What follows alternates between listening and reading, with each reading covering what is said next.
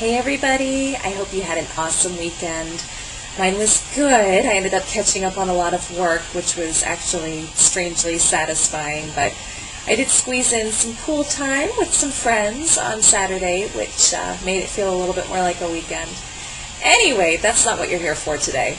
What I want to talk with you about today is something a little bit different. I'm actually going to be doing a very brief video tutorial on how to use Google Trends to plan your pay-per-click or your SEO campaign strategy. Now, a lot of you may already be using this tool, so if you are, then you can skip through this. But if you're not, then you definitely want to take a moment to learn a little bit more about how to use this tool. So it's going to give you great insight into seasonality.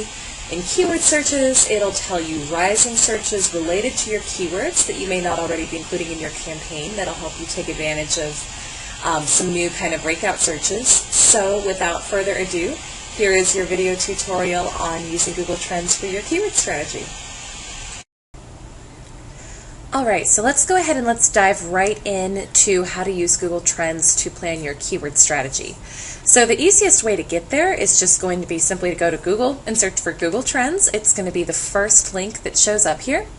Now once you get into Google Trends, it's automatically going to show you what searches are trending now.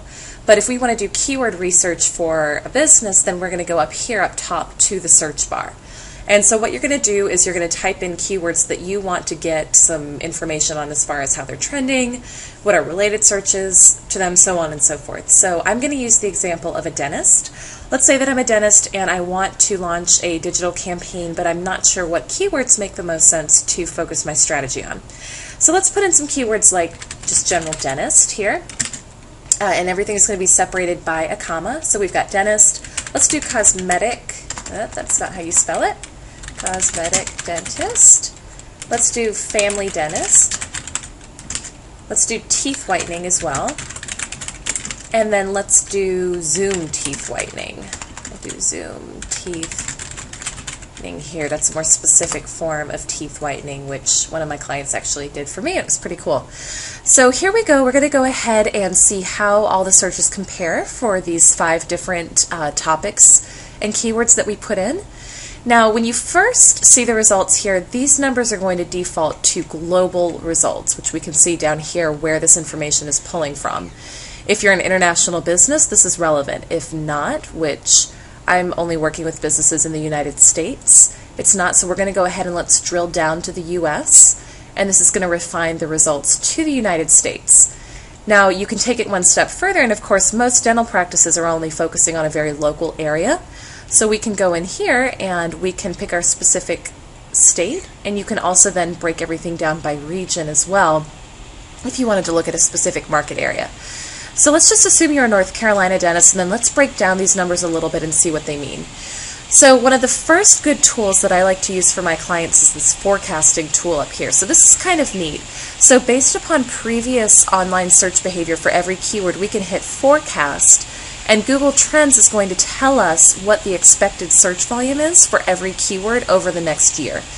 Now, when we're looking at something as general as dentist, compared to more specific searches, you're always going to have much higher search volume, of course, for a term like dentist. And typically, if you've got a lot of search volume, Google Trends can predict pretty accurately what that forecast looks like. For search terms that have lower search volume, they may not be able to forecast, which is okay too. But we can see here for the term dentist in North Carolina, searches are predicting to go down towards the end of the year, which is going to be pretty typical for dentistry, and then peak back up the start of the year and stay really pretty consistent through June of 2015. So if I'm a dentist and if I'm planning my search strategy and how to allocate my marketing budget, I'm going to look at this and say, okay, online searches for dentistry are going to be strong through the next year. So I need to make sure that a significant amount of my marketing budget is allocated towards online spend to make sure that I'm there for all of these people who are searching online for a dentist. We can then scroll down a little bit further here on the page. And as I mentioned before, we're going to see regional interests now. Now everything that I'm seeing here is defaulting to the first term that I searched for, which was dentist. We can also break this down by other subsets. And again, sometimes there's not enough search volume to be able to get really accurate information. So for the term cosmetic dentist, there wasn't enough search volume to show us which region in North Carolina is ranking the highest. For family dentists, though, there was, so we can see that the Raleigh-Durham market is most competitive for family dentist searches, and then Charlotte was the number 2 market. And we can then look at teeth whitening and then Zoom teeth whitening. Of course, that's more specific as well, so I'm not surprised that there's not a ton of information available for that. And then when we get down to the bottom of the page, you're going to see related searches, and then one of my favorite tools down here, which is the queries. And this is going to show us top keyword searches that would fall under that umbrella term that you use. So right now we're still looking at the term dentist, and we can see the top searches that are related to that are happening online in this market. So that's going to tell you what people are searching for the most. And then Rising is also a good tool because this is going to show us what search terms are starting to get more traction online. So if we want to take advantage of rising consumer interest in a certain term, then you can certainly do that too. So Asheville dentist, if I'm in the area, then of course that would make sense for me to make sure that I'm bidding and showing up for that keyword.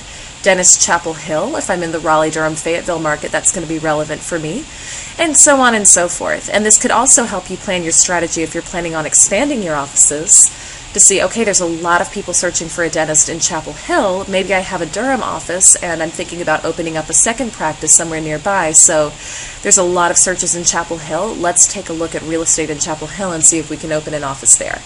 And so on and so forth. So this is a really good tool to use for strategy purposes.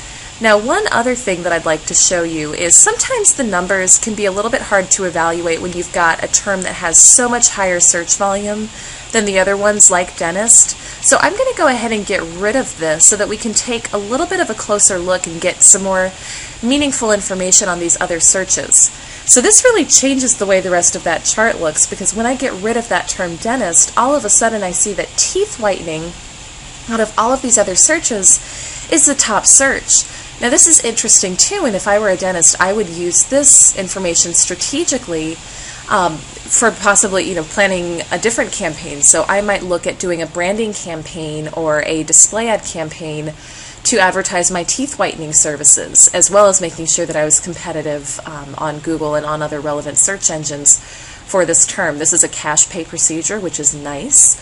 So if I know that there's a lot of consumer interest in teeth whitening, then I'm going to start branding my practice for that as well, and getting the word out that I offer that service and that I'm very competitive for that.